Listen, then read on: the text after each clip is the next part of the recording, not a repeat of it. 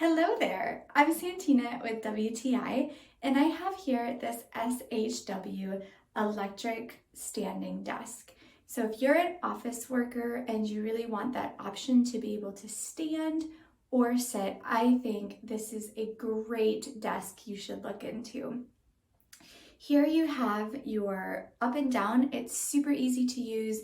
The mechanism that raises the desk works really well in my opinion.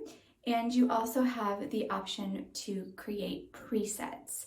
So I love that if I want to stand, I have that option here. I can stand and work, or when I'm ready to take a little break, I can very easily lower the desk to be able to sit and work as well.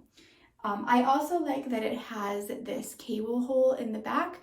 I'm personally love organizing things and keeping everything looking nice, so I think that's great for keeping your cables looking good.